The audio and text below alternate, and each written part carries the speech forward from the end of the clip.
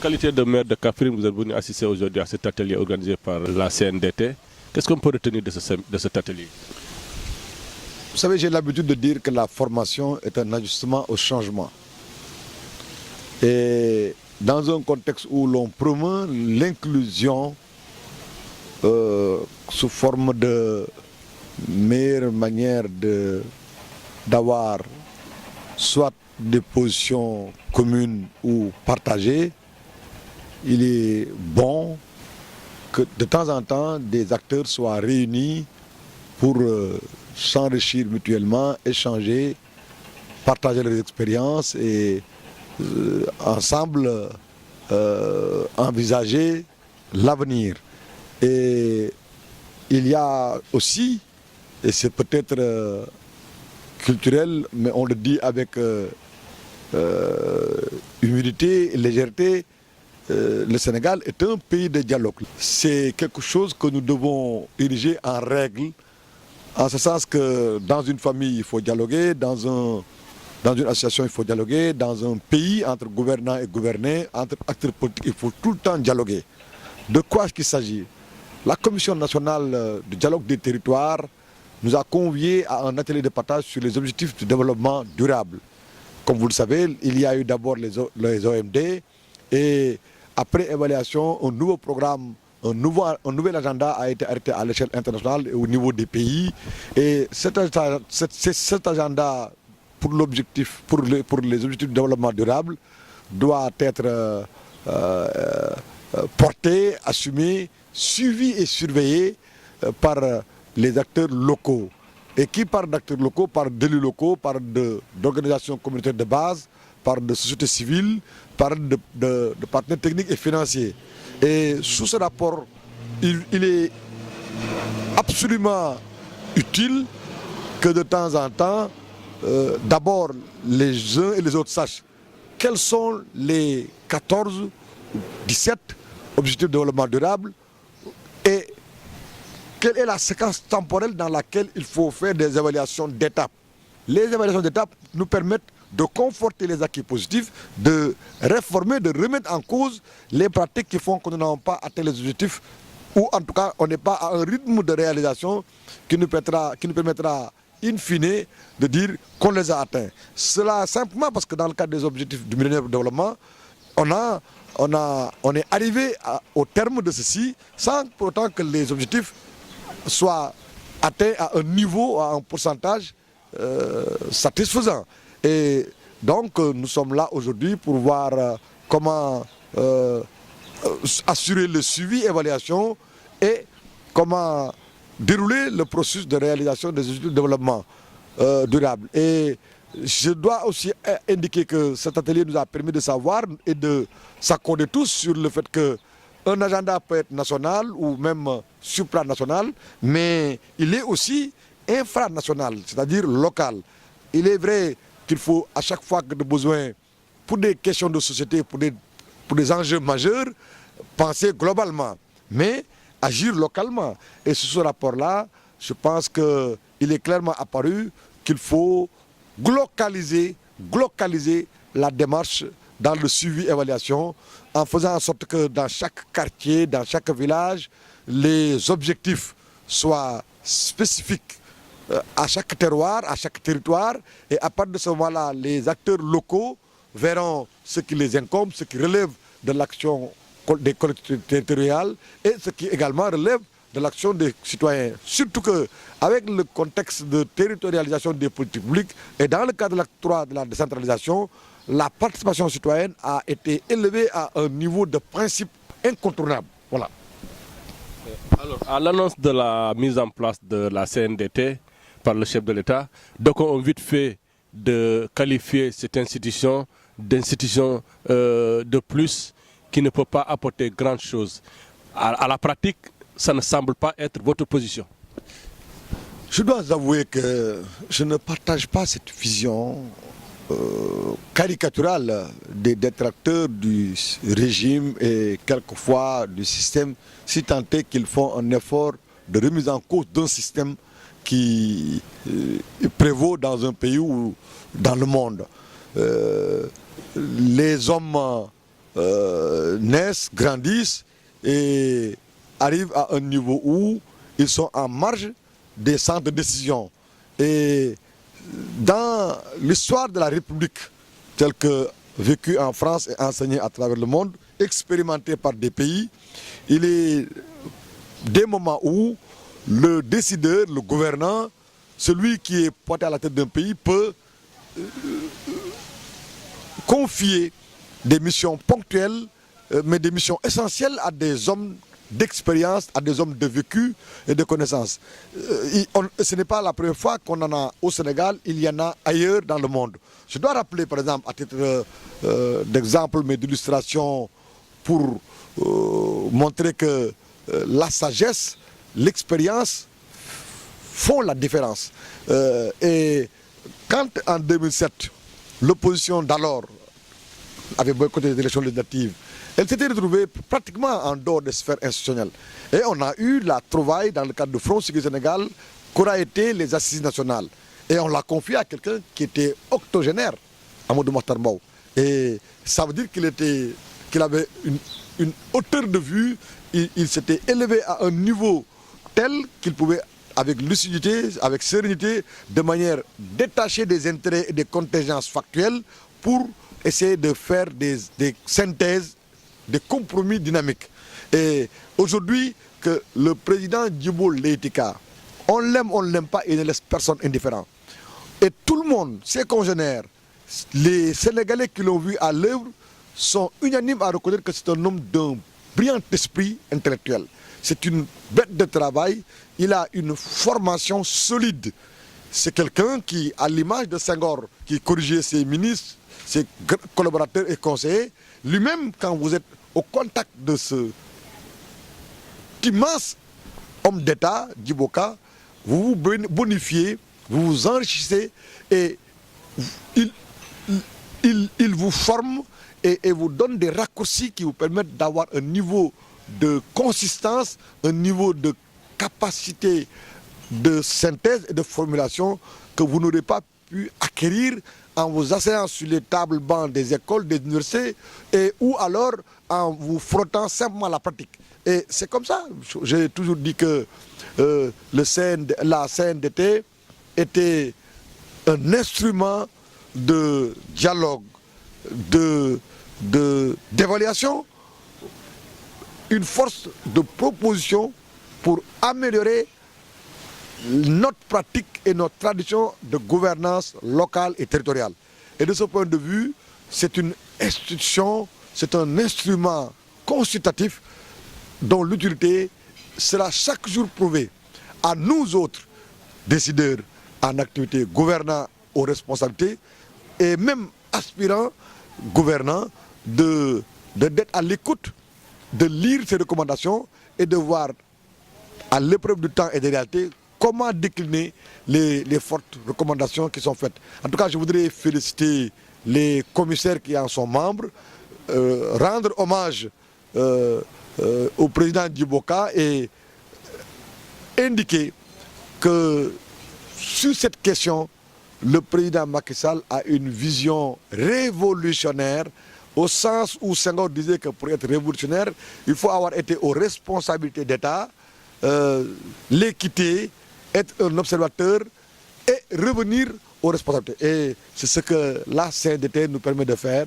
Je me réjouis en tant que jeune maire, jeune relativement, d'être au contact de ce panel composé d'hommes et de femmes d'horizons divers et de profils variés. Oui, mais à l'échelle de la nation, quelqu'un qui vit dans un village comme Goudomp ou à Olampan, etc., ou à Kaffrine, quelque part, qu'est-ce que la CNDT peut apporter de positif dans sa vie quotidienne de tous les jours? On nous parle, on est aujourd'hui dans un contexte de plan Sénégal émergent, de l'acte 3 de la décentralisation, et tout le monde sait que l'avenir est à la décentralisation renforcée, poussée. J'ai indiqué tout à l'heure qu'après avoir eu un processus de décentralisation rythmé par des étapes dont premièrement l'avènement des communes rurales, deuxièmement l'avènement des communes de plein exercice, troisièmement et ça a accompagné l'avènement de communes en plein exercice, la régionalisation. Aujourd'hui, l'acte 3 consacre la disparition des régions, l'avènement des départements et la communalisation universelle. Mais au moment où il est question de territorialisation des politiques publiques et l'avènement dans une perspective raisonnable des pôles territoires, le dialogue des territoires, le dialogue politique, le dialogue citoyen sont à promouvoir, sont à renforcer.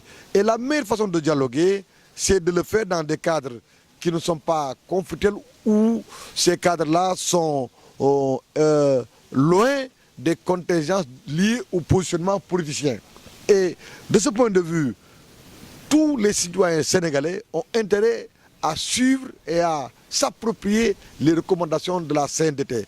Et j'ai indiqué tout à l'heure que, par exemple, dans le cadre des ODD, on est arrivé à concilier la globalité et la localité, ou la territorialité, en un mot. Et j'ai parlé de glocalisation. L'agenda qui a été arrêté par la communauté internationale, l'agenda qui a été validé, consacré par les pays à l'échelle nationale, mais ne peut être gage de réussite dans la lutte contre la pauvreté, dans la lutte contre le sous-emploi, le non-emploi, dans l'émancipation de la femme, dans la valorisation des ressources humaines et des terroirs et des économies locales, que dans le cadre d'une spécification en relation avec les particularités des terroirs et des territoires de ces ODD. Et vous comprendrez avec moi que j'ai donné hier l'exemple de la nécessité de tenir compte des spécificités locales. Par exemple, si vous prenez la Casamance, là-bas, il y a des réalités qui sont liées à la nature, à la forêt, les fruits et tout ce qui peut permettre de les transformer ou de les conserver durablement, de les valoriser dans le cadre de l'économie locale. Si vous prenez l'exemple de Kaffrine-Kaolack, c'est le bassin arachidier, mais aussi c'est le bassin céréalier. Là aussi, avec tout ce qui va avec cette particularité. De même, en zone côtière, avec la pêche, dans les îles du Saloum, avec les activités qui peuvent se structurer autour de l'économie halieutique. Vous voyez, déjà, on a un pays qui a des particularités et dans chaque localité, dans le cadre des ODD, il y a des leviers locaux sur lesquels il faut agir pour assurer l'atteinte de ces objectifs. La même chose pour les questions relatives à la santé. Chaque terroir, chaque région avec ses spécificités et les risques qu'il y a, ou les pandémies, ou les endémies qui prévalent. Et c'est comme ça qu'il faut percevoir l'affaire. Il ne s'agit pas, quand on pose des actes de gouvernance, d'avoir des objectifs immédiats. Non, la spontanéité n'est pas sérieuse. Il peut arriver un phénomène comme ça, mais c'est souvent accidentel. Ce qui est le plus important, c'est de construire dans la durée et dans le temps. Vous êtes responsable socialiste. Aujourd'hui, votre parti rencontre quelques remous avec certains de ses responsables. Quelle analyse faites-vous de cette situation que traverse le Parti socialiste? J'ai envie de dire, et je l'avoue à des amis, à des frères et sœurs, des concitoyens, le Sénégal est un pays remuant, mais qui n'est pas remué. Dieu merci, nous n'avons pas un pays où les gens se regardent sur la base de leur ethnie, de leur langue. Nous avons une nation qui chaque jour, au bénéfice des réalités, se consolide. Nous avons un État qui se renforce et qui promeut l'État de droit. Nous avons une démocratie qui chaque étape s'améliore, s'enrichit, s'approfondit, se consolide. Juste pour dire que la contradiction, la pluralité des idées, le choc des idées et même quelquefois des ambitions lorsqu'elles sont structurées autour des questions de société, c'est tout à fait naturel, c'est tout à fait normal. Maintenant, le débat, ce n'est pas la division. Le Parti socialiste a conduit ce pays à l'indépendance, il a mis en place les premières institutions, il a déroulé les premières politiques publiques pendant 40 ans et deux chefs d'État se sont succédés, Senghor dont nous ne serons jamais de louer les qualités, la grandeur et le sens des responsabilités. Puis Abdou Diouf qui a, avec sa génération, conforté la démocratie, essayé de juguler les phénomènes de crise consécutifs aux périodes de sécheresse, consécutifs à la détérioration des termes de l'échange et consécutifs au plan d'ajustement structurel. Et il a promu une démocratie pluraliste qui a permis à Abdoulaye Wade d'arriver à bout du régime socialiste et de le remplacer. Abdoulaye Wade est parti, aujourd'hui Macky Sall est là. Et on se rend compte qu'au Sénégal, en Afrique, partout à travers le monde, les partis politiques et les leaderships ont évolué et c'est le moins qui puisse arriver à une société humaine normalement. Et dans le Parti socialiste, nous avons des choix qui structurent peut-être un débat d'idées et des oppositions. Mais dans tous les cas, aujourd'hui, avec le temps, on se rend compte que ceux qui flétrissaient, combattaient la ligne de conduite du parti, qui est une ligne qui nous ancre davantage dans Benno Bokk Yakaar, pour faire de la présidence de Macky Sall une transition qu'il faut mettre à profit pour asseoir les réformes et résister face à toutes les tentations et tous les enjeux qui se structurent autour des questions nouvelles qui se posent à nous, par exemple le pétrole. Et lorsqu'un pays est qualifié pays producteur de pétrole ou de gaz ainsi que d'autres énergies fossiles, ce pays-là suscite intérêt, engouement et passion. Si nous ne faisons pas attention, il y en a qui voudront avoir une mainmise sur ces richesses ou qui voudront nous occuper à autre chose qu'à les valoriser pour en tirer le meilleur profit dans le cadre de l'amélioration des conditions de vie. Donc nous devons faire attention. Et ceci dans un contexte également de conflits innommables à travers ce qui semble être un choc de culture, mais qui est une donnée qui se structure autour du terrorisme. Donc oui, et c'est ça qui fait que les défis sont énormes, les enjeux sont graves et nos responsabilités doivent être à la hauteur de ces défis et ces enjeux en tant qu'acteurs politiques, en tant que décideurs. Et c'est sous ce rapport-là que je présente l'affaire dite des contradictions dans le Parti socialiste. Et évidemment, comme il n'y a pas de démocratie sans démocrate, nous avons affaire à des jeunes qui sont arrivés en politique sous l'avènement d'Abdoulaye Wade, sous l'ère Abdoulaye Wade, et qui pensent qu'il faut faire dans le positionnement pour donner l'impression de participer au débat démocratique. Ce n'est pas exact. Le positionnement n'est pas forcément synonyme de contradiction démocratique. Voilà.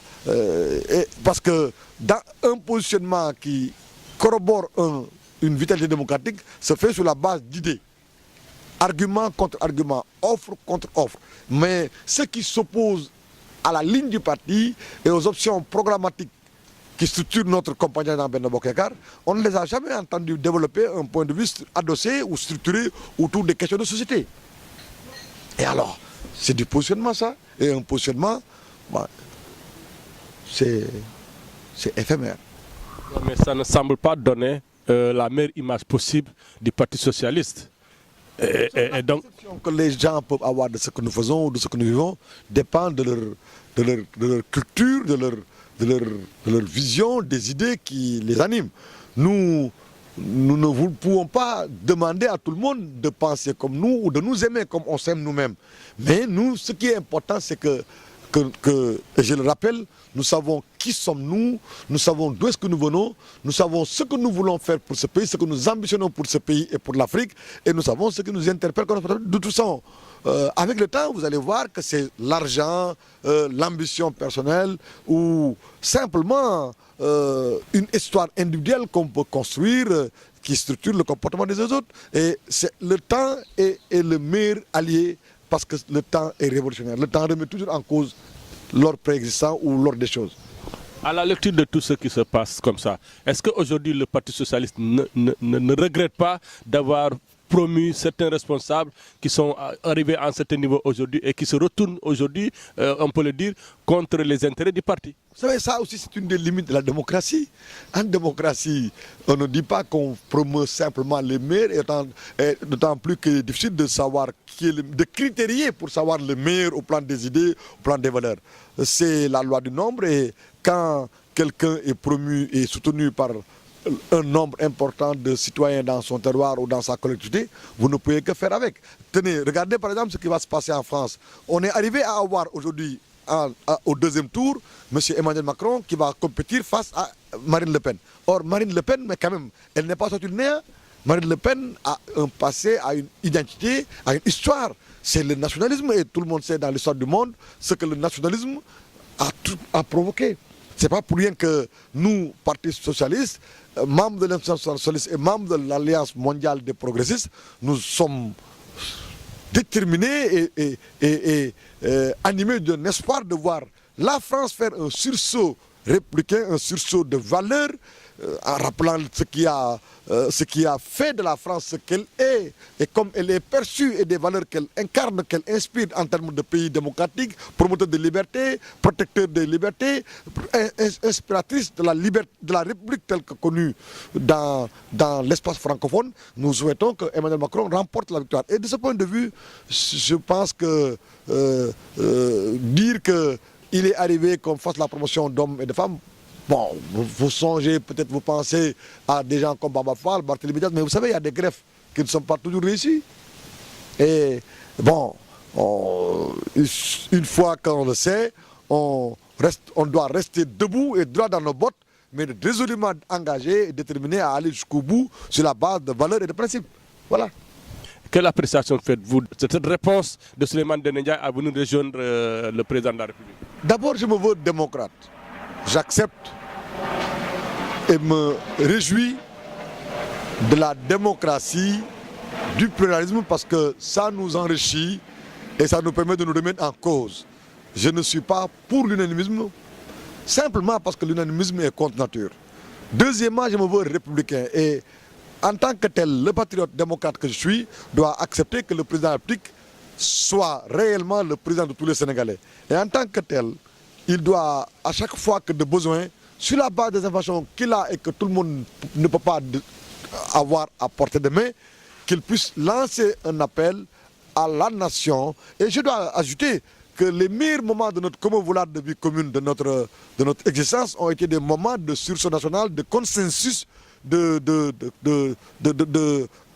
mobilisation de toutes les forces vives. À chaque fois qu'on a eu cela, on a fait des pas en avant. Et dans un contexte actuel où il n'y a plus de parti hégémonique, ni de majorité unicolore, et qu'il faut faire de la promotion sur la base de l'inclusion, du pluralisme, en se respectant les uns et les autres, ce qui est tout à fait normal en démocratie et entre citoyens, ben, je ne vois pas d'inconvénient à ce que le président fasse appel à des citoyens sénégalais, à des acteurs politiques, et que ces derniers, après avoir réfléchi et apprécié le contexte global de lutte contre le terrorisme, d'enjeux qui se structurent autour du pétrole et du gaz dans notre pays, et de la nécessité pour d'anciens hommes d'État qui ont été aux responsabilités et qui ont aujourd'hui la facile capacité, la facile possibilité de s'entendre sur la nécessité de réformer, de remettre en cause notre système, de s'entendre pour au moins le temps de mener des réformes et de garantir la stabilité et la quiétude dans ce pays-là. Je pense qu'ils n'ont fait que assumer leur responsabilité. Vous savez, la liberté mène à l'anarchie sans la responsabilité des libres. Alors, cette retrouvaille Macky Souleymane Ndéné Ndiaye se fait à la veille d'élections législatives, que donc on vite fait de qualifier de premier tour des élections présidentielles de 2019. Quelle appréciation faites-vous de ce que les gens disent que cette élection va déterminer les élections présidentielles de 2019? Écoutez, moi, ce qui m'intéresse, c'est ce qui fait le sens, la signification et l'importance d'un parti politique. Un parti politique, c'est des idées que des hommes et des femmes ont en partage. Et au sein de ce parti, ils discutent, les améliorent, les affinent, les peaufinent, les dégrossissent et les mettre en œuvre ou les partage avec le plus grand nombre, en essayant à chaque fois de conscientiser les masses, de les éveiller et de jouer un rôle de vigie. Et c'est ça le sens d'un parti. Et c'est pourquoi, depuis que je suis en charge de la parole du parti, je suis plus intéressé par les débats de société où les idées millénaristes qui sous-tendent les actes politiques et les lignes qu'on défend. J'indique qu'en 2012, notre pays, qui est à la croisée des chemins, avait à réformer notre système politique, notre démocratie, avait à adapter et à rénover nos institutions pour permettre au Sénégal, des années à venir, de vivre dans des conditions meilleures et de faire l'économie de turpitudes, de crises, de conflits qu'on a connus sous notre cieux pour, à partir de certains types de comportements. Et de ce point de vue, les assises nationales et les conclusions qui en ont découlé, le président Sall qui a été élu avec son programme Yoonu Yokkute, mais qui, sur la base de ce qu'il a tenu sur place, a inventé avec d'autres forces vives le plan Sénégal émergent. Le plan Sénégal émergent se déroulera dans une séquence temporelle qui mène à 2035. Mais qui a quand même nécessité d'asseoir un consensus fort. C'est ça ma vision, telle est ma compréhension de tout ce qui se fait en termes de rapprochement, de dialogue. Maintenant, ça peut advenir à la veille d'élection, mais moi je ne suis pas... pour moi, la fin ne suffit pas les moyens. Je ne suis pas un homme qui croit au pouvoir institutionnel ou au pouvoir qu'on fait des élections. Ce qui m'intéresse, c'est plutôt le pouvoir des idées. On est ensemble pour quoi faire. La vie est tellement courte, notre séjour sur Terre est tellement éphémère que quand même, nous devons faire un effort supplémentaire de responsabilité, mais d'humilité pour ensemble dire, mais que pouvons-nous faire ensemble le temps où nous sommes en situation de faire ça. C'est ça qui est important. Le reste, vraiment, c'est de l'auto-amusement intellectuel, c'est des domiciliations politiques sur le fond d'idéologie ou c'est des caractérisations. Et moi, je respecte beaucoup ceux qui pensent que c'est du techie qu'il faut promouvoir, c'est du gumsebop. Non, moi, voilà par exemple deux notions que je n'aime pas. Techie, c'est quoi ça? Gumsebop, mais c'est l'individualisme. Moi, je pense que Gum Sénégal, Kham Sabop, voilà. Gum Sénégal, Kham Sabop. Je pense également que Djef Djel, c'est ça que je préfère à l'idée de je crée un parti qui s'appelle Gum Sabop ou je crée un parti qui s'appelle Nyaka Djerenyou, Gum Sabop Teki. Ça, c'est pas ça qui m'intéresse. Souleymane Ndéné Ndiaye a eu la chance d'avoir été Premier ministre, donc il sait quelles sont les limites d'un pouvoir et d'un gouvernant ou d'un homme d'État. De même, que pour la plupart de ceux qui sont à la LD, au PIT, à l'AFP, au Parti socialiste, au RND et au PNS. Mais quand même, nom de Dieu, il faut que la classe politique puisse comprendre cela. Et ils sont tous d'une génération qui fait qu'ils ont plus de 50 ans. Regardez en France, le président François Hollande va être remplacé, je le souhaite et j'y travaille avec les amis que j'ai ou les idées que je peux développer, que Emmanuel Macron, qui a 39 ans, le remplace. Et ça c'est extraordinaire parce que les générations biologiques portent en elles-mêmes les idées qui les distinguent par rapport à d'autres générations. Je suis le premier à avoir théorisé l'alternance générationnelle dans le cadre du CGCAS, Cercle des jeunes cadres socialistes. Alors, vous me comprendrez, mais moi les idées, je les développe parce que je suis convaincu que l'intelligence humaine est un terreau fertile à la semence intellectuelle, idéale.